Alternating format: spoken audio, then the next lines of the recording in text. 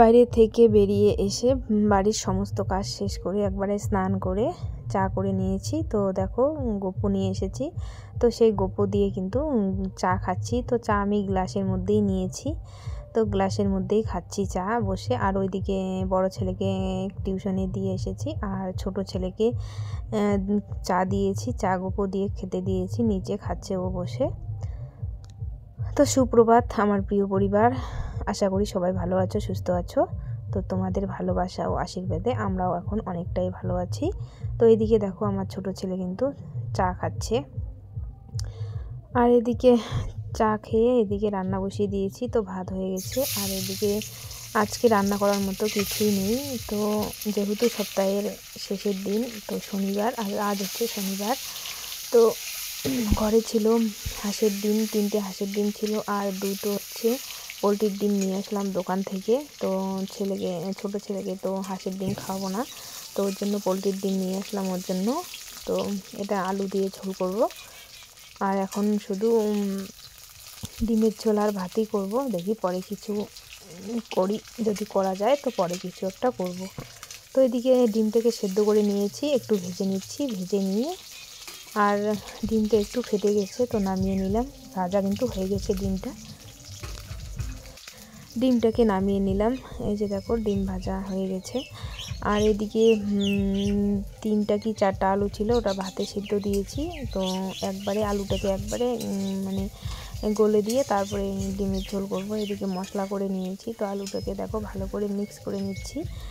আর এইদিকে কাঁচা লঙ্কা, রসুন, পেঁয়াজ, জিরে সব কিছু বেটে নিয়েছি, তো সেটাই দিয়ে দিলাম। দিয়ে একটু আলু দিয়ে মশলাটাকে কষাবো আলুর সঙ্গে।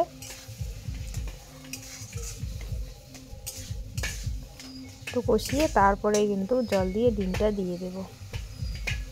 এইদিকে কালারটা কিন্তু খুব সুন্দর হয়েছে, কাঁচা লঙ্কা দিয়েছি।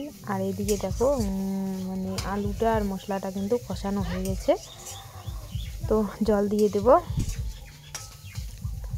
জল দিয়ে তারপরে ডিমটাকে দিয়ে দিয়েছি। দেখো কালারটা কিন্তু খুব সুন্দর হয়েছে, কাঁচা লঙ্কা দিয়েছি তবু কালারটা খুব সুন্দর হয়েছে। আর শুকনো লঙ্কা দিলে তো কালারটা একদম লাল হয়ে যায়। তো এদিকে দেখো ডিমের ঝোল আর ভাত করব। তো ডিমের ঝোল আর ভাত রান্না করে খাওয়া দাওয়া করে এইদিকে ধান বাঁধতে চলে গেলাম। তো আমার শ্বশুর মানে ধানগুলো কেটে রেখেছিল, আমরা তো তখন হাসপাতালে ছিলাম, আমি হাসপাতালে ছিলাম ছেলেকে নিয়ে। এদিকে ধানগুলো কেটে রেখেছিল, তো সেই ধানগুলোকে কালকে অর্ধেকটা বাঁধছি, আজকে অর্ধেকটা বাঁধবো।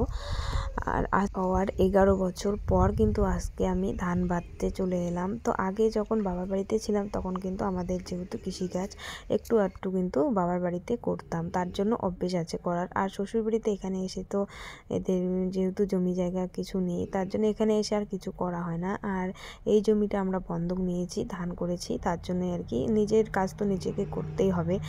তো এদিকে বাড়িতে এসে স্নান করে তারপরে দেখো শাক, তো এক জায়ের কাছ থেকে মূলা শাক নিয়ে এসেছি, তো সেই মূলা শাকটাকেই এখন ভেজে নেব। আর সকালকার তো ডিমের ঝোল আছে গে, তো সেই ডিমের ঝোল আর মূলা শাকটাকে ভেজে নেব। তো মূলা শাকটাকে কেটে বেছে ধুয়ে নিয়ে চলে আসলাম। এসে রসুন আর কাঁচা লঙ্কা ফোড়নে দিয়ে শাকটা কিন্তু দিয়ে দিলাম।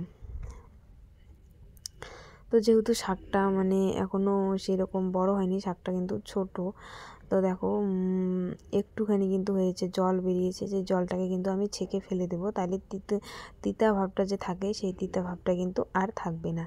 তো জলটাকে ছেঁকে ফেলে দিয়ে তারপরে দেখো শাকটাকে আমি ভেজে নিলাম। তো ভাজা হয়ে গেছে। এদিকে 2 ছেলেকে খেতে বসিয়ে দিয়েছি। তো বড় ছেলে যে মাংস খাবে, মানে পোলট্রির মাংস খাবে বায়না ধরেছে, তো কালকের একটু মাছ ছিল, ওদেরকে ডিমের ঝোল আর মাছের ভাজা দিয়ে খেতে বসিয়ে দিয়েছি। আর মানে মাছ খাবে না। তো খাওয়া দাওয়া শেষ করে এদিকে একটু ঘুমিয়ে পড়েছিলাম। বিকালবেলা একটু ঠান্ডা ঠান্ডা লেগেছিল, তাই কাঁথাটা একটু গায়ে দিয়ে শুয়েছিলাম। তো এদিকে প্রায় সন্ধ্যায় লেগে গেছে, তো কাপড়গুলোকে ভাঁজ করে নিচ্ছি। কাপড়গুলোকে ভাঁজ করে নিয়ে তারপর ওইদিকে আর শরীরটা এত খারাপ আমার, কি বলবো। আর এইদিকে ছোট ছেলেকে বলছি সোয়েটার পরতেই চায় না, এদের এত শরীরে গরম আর কি বলবো। আমার তো ঠান্ডা লেগেই যায় আর ওদের তো ঠান্ডাই লাগে না, জোর জবরদস্তি করে সোয়েটার পরিয়ে দিলাম। এদিকে বড় ছেলেকেও সোয়েটারটা করে দিয়ে দিলাম ওকেও পরার জন্য। আর এইদিকে দেখো ছোট ছেলে এত বদমাশ, দেখো কীরকম করে নাচতেছে। এখন একটু সুস্থ আছে, ভালো আছে। আর এইদিকে আমার বড় ছেলে বলছে আজকে আবার চিড়া ভাজা করতে, তার জন্য দেখো বায়না ধরেছে চিড়া ভাজা খাবে। তার জন্য আজকে সন্ধ্যাবেলা আর একটু চিড়া ওকে ভেজে দিচ্ছি, আমি একটু খাবো চা দিয়ে। আর ওইদিকে একটু চা বানিয়ে নেব। তো পেঁয়াজ কাঁচা লঙ্কা দিয়ে দিয়েছি, দিয়ে চিড়াটা দিয়ে দিলাম, দিয়ে ভেজে নিচ্ছি।